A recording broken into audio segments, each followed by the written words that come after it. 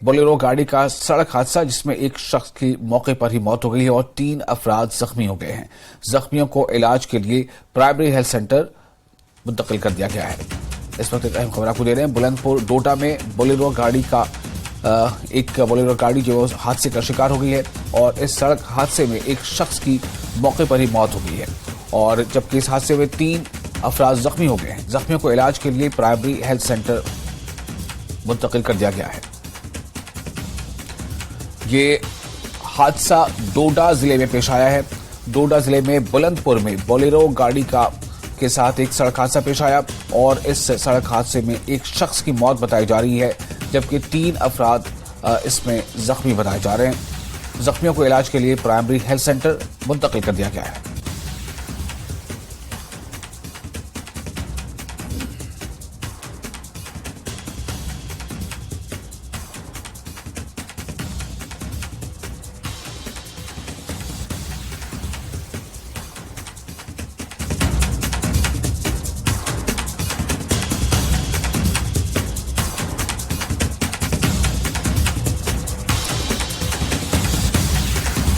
और इस वक्त फोन पर मौजूद है हमारे साथ हमारे रिपोर्टर आतिफ लोन। आतिफ, ये हादसे के बारे में और क्या तफसीलात आ रही हैं?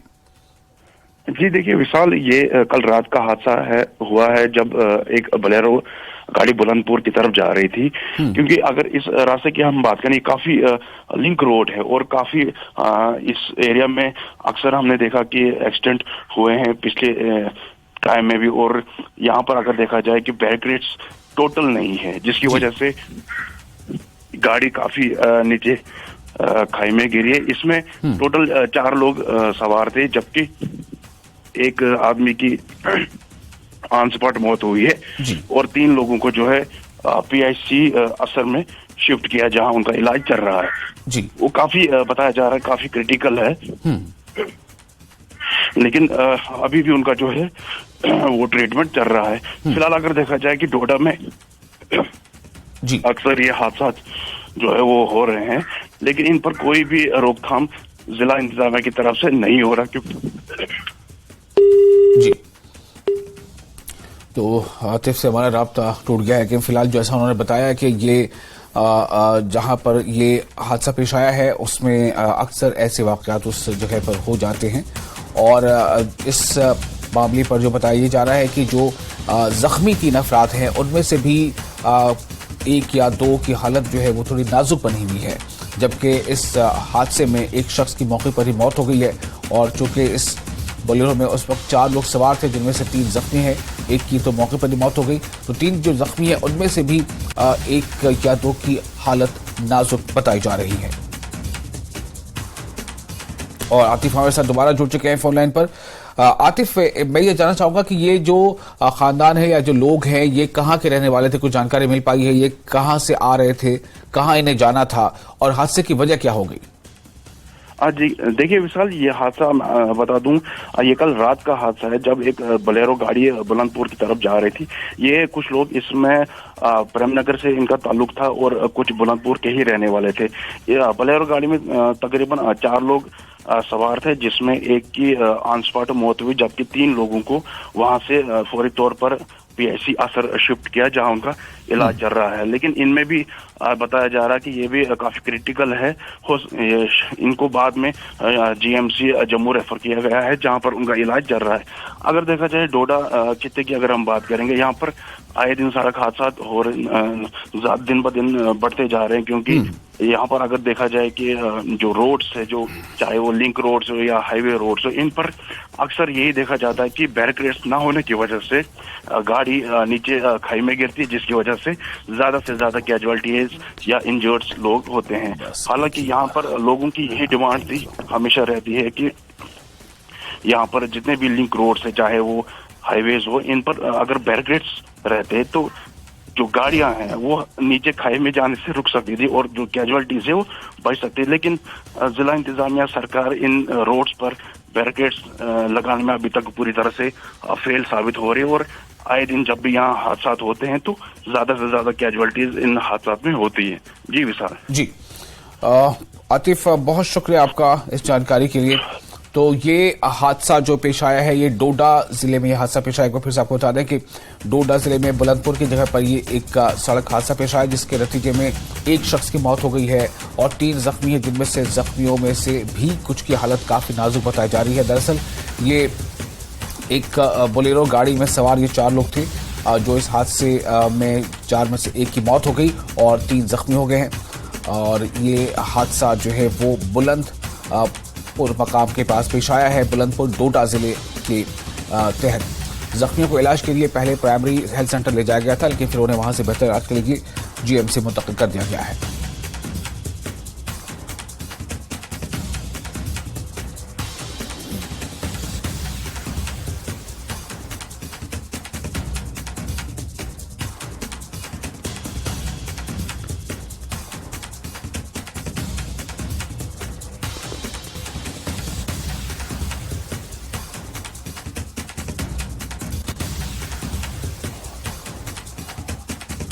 और ये वो तस्वीरें हैं, ये गाड़ी का नंबर है जो अभी जिसका हम लोग जिक्र कर रहे थे। इस वक्त स्क्रीन पर आप देख रहे हैं ये उसी हादसे से जुड़ी ये तस्वीर हैं जो डोडा जिले में पेश आया है। डोडा जिले में एक हादसा पेश आया जिसमें कुल अभी तक जो जानकारी है उसके मुताबिक एक शख्स की मौत हो गई है और 3 लोग जख्मी हैं, लेकिन जख्मियों में से भी कुछ की हालत नाजुक बताई जा रही है।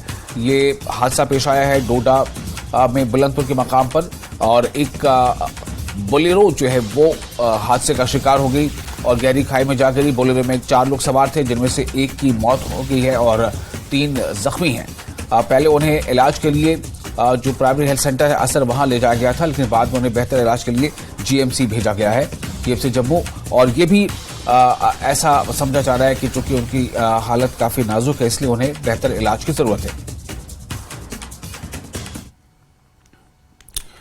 जम्मू कश्मीर के लेफ्टिनेंट गवर्नर मनोज सिन्हा ने कहा है कि नार्को टेररिज्म और साइकोलॉजिकल वॉरफेयर बड़े खतरात के तौर पर उभर रहे हैं।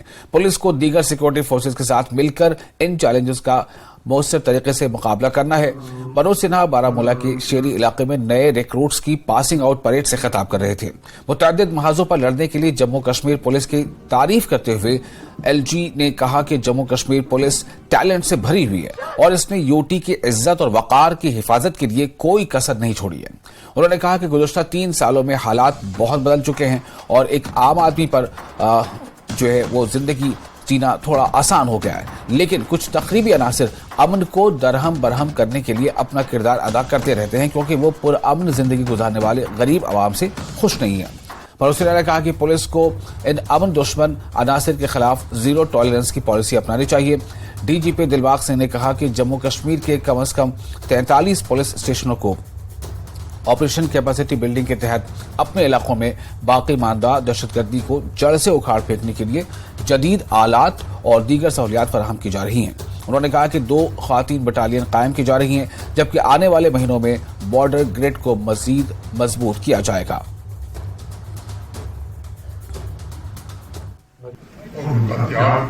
सभी लोग शिक्षकों को सदैव प्रेरणा देता रहेगा।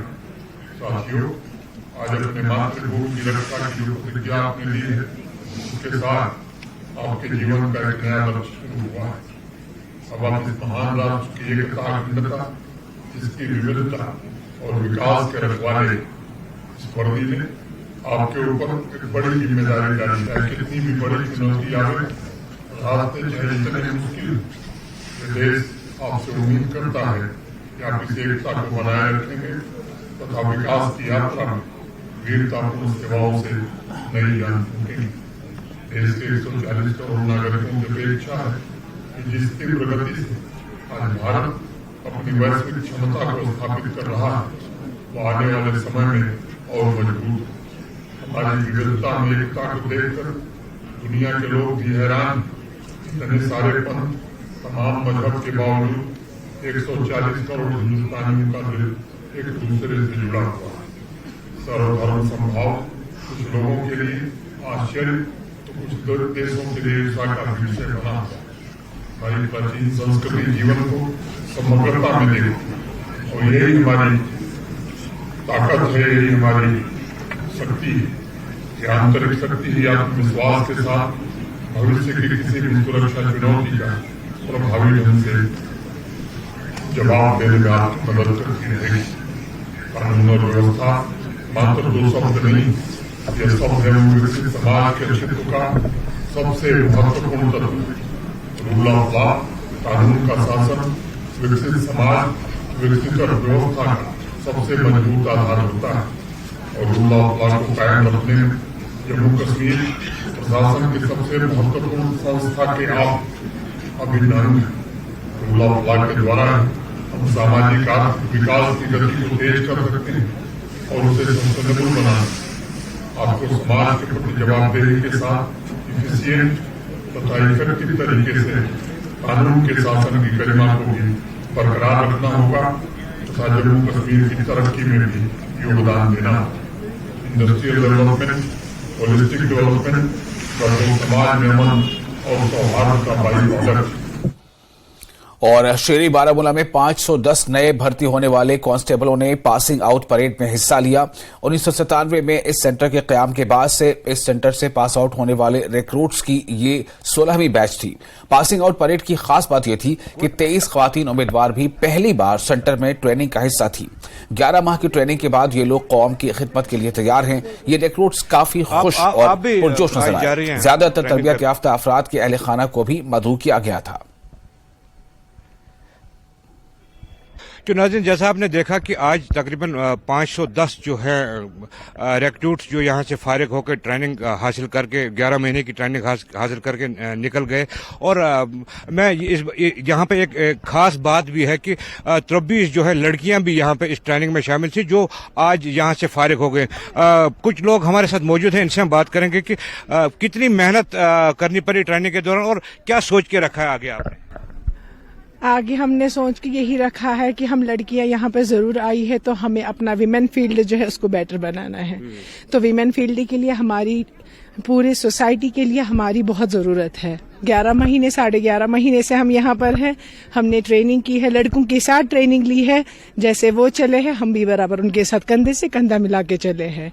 तो आज हम 11.5 महीने के बाद यहाँ से पास आउट होके जा रहे हैं। तो आपकी फैमिलीज भी आई हैं, कितना खुश हैं आप आज यहाँ से रुखसत होके जा रही हैं? बहुत ज्यादा खुश हूँ क्योंकि मैं अपने बेटे को देख रही हूँ, क्योंकि ये बिल्कुल 1.5 साल का था जब मैं ट्रेनिंग के लिए आई थी। तो आज ये 2.5 साल का है। पूरे साल के बाद मैं इसको देख रही हूँ और सबसे बड़ी खुशी यही है कि मेरा बेटा इस टाइम मेरे साथ है। तुहंद बचन कर ट्रेनिंग कहान रहतन ये वही आज द्राव गो पुलिस कोर्स वारिया खुश कि अम कर यूता मेहनत गस खुदा सब थवन वार जिंदगी गसक दी तिकाज वारिया असल बच ओस मे लिखा पढ़ा तो ओस वारिया असल अमस कर मेहनत खुदा सबन खोलस बोट ये आज गई अमस मेहनत पूरा। तो एम क्या रहेगी आपकी जो अब पुलिस फोर्स में आए, अब आपका एम क्या रहेगा? क्योंकि आपको लोगों की खिदमत करना है, वतन के लिए जाना है, काम करना है, तो क्या आपने सोच के रखा है? बस सर, लोगों की खिदमत करने के लिए हम पुलिस महकमे में भर्ती हुए हैं। तो हमारा यही एम है कि हम जितना हो सके लोगों की मदद करें और अपने मुल्क की हिफाजत करें। कहता मेहनत पे होते कर कहाँ रहता? अस्सलाम वालेकुम सर, पे जनाब जबरदस्त मेहनत कर ट्रेनिंग सेंटर में परस नवंबर 10 नवंबर कोर परस ज्वाइन जनाब 10 नवंबर पे वोत बराबर वनकन गए 11.5 रेत ट्रेनिंग सेंटरस मज। तो उस्तादन ते शुक्र गुजार यमकिस प्रिंसिपल सबस ते प्रिंसिपल माजिद मलिक साहब तम सुंद जबरदस्त शुक्र गुजार कि स्टाफन तोर जबरदस्त मेहनत और प्रिंसिपल साहबन तक जबरदस्त मेहनत कि वातन ये मुकामस तान तो आज गए 11.5 रेत पासिंग आउट परेड। तुम क्या वो यमन तो कता खुशी आज महसूस कर तुम कोकरनाग पे आमत? शुक्र गुजार पुलिस डिपार्टमेंट क्या गई वारा खुश आज वो तमो दावत योतम इन खतर तो तेहद खतर बड़ शुक्र गुजार पुलिस डिपार्टमेंट बराबर शुक्र गुजार। इनका यही कहना है कि मतलब अपने देश की खिदमत करने के लिए, अपने फैमिली को सपोर्ट करने के लिए पुलिस फोर्स में आए हैं और इनका यही कहना है कि आगे कि ये पुलिस फोर्स में रहेंगे, आवाम की खिदमत करेंगे और अपने मुल्क की खिदमत करेंगे। न्यूज़ 18 जम्मू कश्मीर के लिए कैमरामैन जहांगीर अजीज के साथ बारामूला से मैं सज्जाद हुसैन।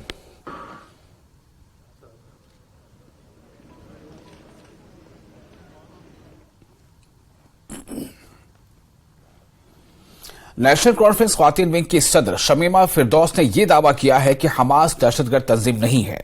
वो जम्मू में नेशनल कॉन्फ्रेंस हेडक्वार्टर में पार्टी की ख्वातीन विंग कारकुनों के एक रोजा कन्वेंशन से खिताब करने के बाद न्यूज 18 से बात कर रही थी। शमीमा फिरदौस ने हमास पर इसराइल की कार्रवाई को वहशियाना करार दिया। उन्होंने कहा कि इसराइली फोर्सेज मासूम शहरियों और बच्चों को कत्ल कर रही हैं, जो कि इंतहाई काबिल मजम्मत है। उन्होंने दावा किया कि नेशनल कॉन्फ्रेंस वाहिद पार्टी है जो ख्वातीन के बारे में सोचती है।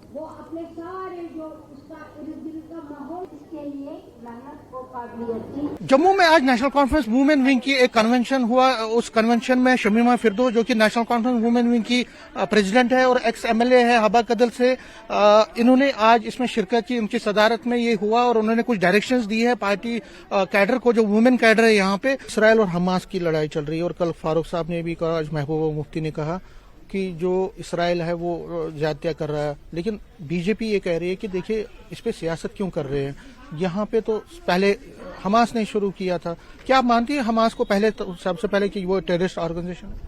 नहीं, मैं नहीं मानती, कतई नहीं मानती। जो इसराइल ने जो जुल्म सितम वहां पे बच्चों पे डाला है, 2 दिन में 800 बच्चे उन्होंने मारे हैं, 2 दिन में। और वहां पे लाखों के ये जब हम देखते हैं, वीडियोस देखते हैं, बच्चों को कैसे माँ की गोद से छीन लेते हैं और उसको मारते हैं। क्या कहते हैं ये ह्यूमन राइट्स है? बल्कि हम सारे वर्ल्ड को इसके लिए उठना चाहिए और देखना चाहिए, बोलना चाहिए कि देखिए वहां पे क्या हो रहा है। इसराइल किस किस तरह के मजालिम डाल रहे हैं। उन्होंने चंगेज खान को भी बुला दिया, हलाको खान को भी बुला दिया। वो इतने मजालिम डाल रहे हैं वहां पे कि इंसानियत शर्मसार है आज। लेकिन वो तो कहते हैं इसराइल कहता है कि हमास ने पहले शुरू किया था। इसराइल ने हमेशा वहां का फलस्तीनियों का हक छीना है। कैमरामैन चांद के साथ में समीर भट्ट, न्यूज 18 जम्मू। और जम्मू कश्मीर बीजेपी के सदर रविंद्र रैना ने जंगबंदी मुआहिदों की खिलाफ वर्जी करने पर पाकिस्तान पर तनकीद की है। इसके नतीजे में कल रात आरएसपुरा के अरनिया सेक्टर में बीएसएफ के 2 जवान जख्मी हो गए थे। रैना ने कहा कि पाकिस्तान को समझना चाहिए कि इस तरह की कार्रवाइयों से इसको नुकसान ही होगा। रैना ने कहा कि भारतीय फोर्सेज इस तरह की कार्रवाई का मुंहतोड़ जवाब देने की सलाहियत रखती हैं। एलओसी जम्मू कश्मीर के अंदर एक सीजफायर एग्रीमेंट दोनों मुल्कों के बीच हुआ है। हमारी ओर से हमारे मुल्क ने तो कभी इस किस्म से सीजफायर का कभी वायलेशन नहीं किया। हिंदुस्तान की ओर से कभी पहले गोली नहीं चलाई जाती है। इससे पहले भी हमने देखा, हमारे डिफेंस मिनिस्टर साहब खुद यहां बॉर्डर पर आए थे। उन्होंने कहा पहली गोली हिंदुस्तान की तरफ से नहीं चलेगी। और बड़ी देर से हम देख रहे हैं यहां पुरअमन माहौल है। एलओसी हो या इंटरनेशनल बॉर्डर हो, क्रॉस बॉर्डर फायरिंग या शेलिंग में बहुत नुकसान होता है इनोसेंट लोगों का। मुझे लगता है कि ये जो अरनिया में वाकया आया है, जिस किस्म से वहां 2 जवानों को निशाना बनाया गया, ये उस एग्रीमेंट का वायलेशन है। ये नहीं होना चाहिए, वरना फिर हिंदुस्तान को मजबूरी में इसका जवाब देना पड़ेगा। हम नहीं चाहते खून खराबा हो, हम नहीं चाहते किसी बेगुनाह की जान जाए, हम नहीं चाहते कि इस किस्म से एलओसी या इंटरनेशनल बॉर्डर पर तनातनी और वहां आपस में गोलीबारी हो। लेकिन ताली 2 हाथ से बजती है। इधर से यकीनन गोली नहीं चलेगी, लेकिन अगर गोली उधर से चलेगी तो फिर इधर से जवाब मिलेगा। और मुझे यकीन है कि जो बड़े सीनियर ऑफिसर्स हैं आर्मी के, बीएसएफ के, और हमारा जो foreign ministry government of India है, वो यकीनन इस पर संज्ञान लेगा और यकीनन बातचीत होगी। और जिस किसी ने भी इसका वायलेशन किया है उसको सजा मिलनी चाहिए। तो आपको लगता है कि एक सीरियस मैटर है और उस पर जो है बिल्कुल spark neglected burn the house, एक छोटी चिंगारी घर को जलाकर राख कर देती है। और हम देख रहे हैं पिछले लगभग 2, 2.5, 3 साल से कोई बॉर्डर के ऊपर फायरिंग नहीं हुई है, अमनो अमान है, शांति है, खुशहाली है, बॉर्डर के ऊपर लोग अच्छे से रह रहे हैं, खेती बाड़ी काश्तकारी कर रहे हैं। लेकिन इस किस्म की शरारत होगी तो फिर जवाब मिलेगा। लेकिन कांग्रेस जैसी पार्टियां वो इस पे सियासत भी करने लगी, कह रही हैं कि देखिए पूंछ राजौरी में भी मिलिटेंसी बढ़ी है, बॉर्डर पे भी ये चीजें हो रही। देखिए, कानून अपना काम कर रहा है, सिक्योरिटी के मामलों में सियासत नहीं होनी चाहिए, क्योंकि वायलेंस अगर बॉर्डर पे होती है तो दोनों तरफ से नुकसान होता है। और मगर अगर पाकिस्तान ऐसे ही कंटिन्यू करेगा तो उसका मुंह तोड़ जवाब दिया जाएगा। कैमरामैन चांद के साथ में समीर भट्ट, न्यूज़ 18 जम्मू। और चीफ एजुकेशन अफसर बांडीपुरा मोहम्मद अमीन बेग का कहना है कि उन्होंने पूरे जिले के तालीमी इदारों में information and communication technology labs कायम करने की मुहिम शुरू की है। चीफ एजुकेशन अफसर के मुताबिक जिले में 117 के करीब तालीमी इदारों में समग्र के तहत आईसीटी लैब कायम किए गए हैं। बांडीपुरा के एरन ब्लॉक में डीडीसी मेंबर गुलाम मोहिउद्दीन राथर की जानिब से डीडीसी फंड से आईसीटी लैब का इफ्तिताह करने के दौरान न्यूज 18 से बात करते हुए सीईओ बांडीपुरा का कहना था कि इन्होंने पंचायती नुमाइंदों को एतमाद पर लेकर स्कूलों में आईसीटी लैब कायम करने का सिलसिला शुरू किया है ताकि तलबा को जदीद तकाजों के मुताबिक तालीम फराहम की जा सके। इस मौके पर डीडीसी मेंबरान का कहना था कि वो स्कूलों में बुनियादी ढांचे की फराहमी में अपना रोल अदा करेंगे, जबकि स्कूल में जेर तालीम बच्चों का कहना था कि स्कूल में आईसीटी लैब कायम होने से इन्हें काफी मदद मिलेगी। हमें इससे बहुत फायदा मिलेगा।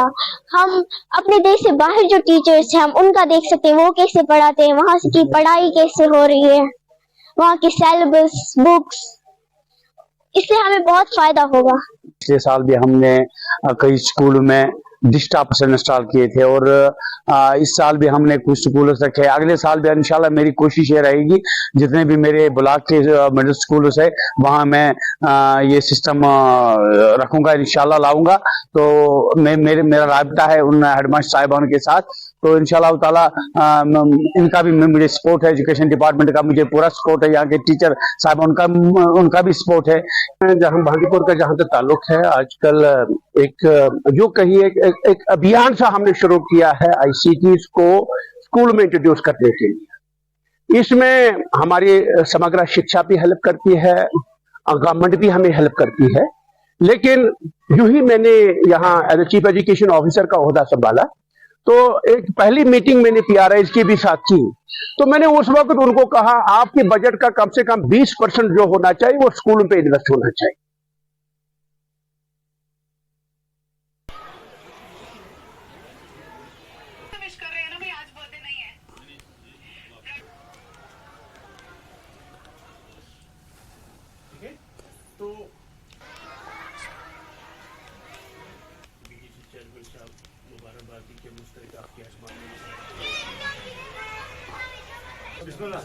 तो ये चीफ एजुकेशन अफसर बांडीपुरा अमीन बेग का बयान था। उनका कहना था कि उनकी पूरी कोशिश है कि जैसे भी हो स्कूलों का जो मयार तालीम है उसे बेहतर बनाना और इस तरह से जो समग्र जो स्कीम है इसके भी फायदे स्कूलों में पहुंचना ताकि बच्चों के अंदर भी जो नई तकनीक है उससे वो हमाहंग हो सके। और साथ ही इदारों में समग्र के तहत आईसीटी लैब जो कायम किए गए हैं इससे उन्हें बहुत फायदे होंगे। बांडीपुरा के एरन ब्लॉक में डीडीसी मेंबर गुलाम मोहिउद्दीन राथर की जानिब से डीडीसी फंड से आईसीटी लैब का इफ्तिताह करने के दौरान ये बातें सामने आई।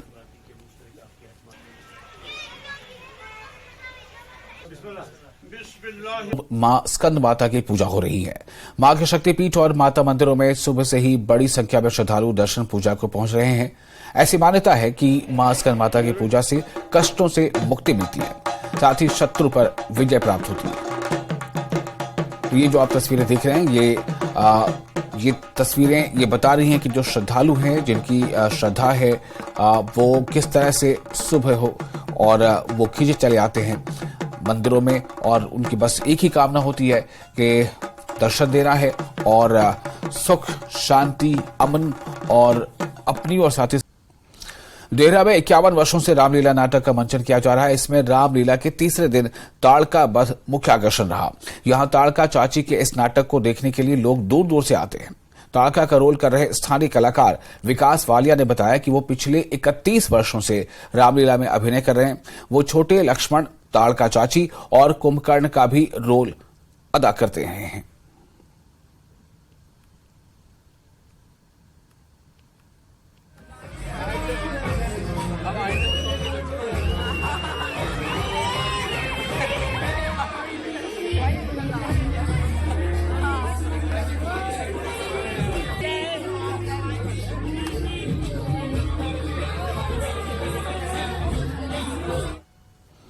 और इसी के साथ इस बुलेटिन में फिलहाल इतना ही, लेकिन न्यूज 18 JKLH पे लगातार बड़ी और अहम खबरों का सिलसिला जारी रहेगा।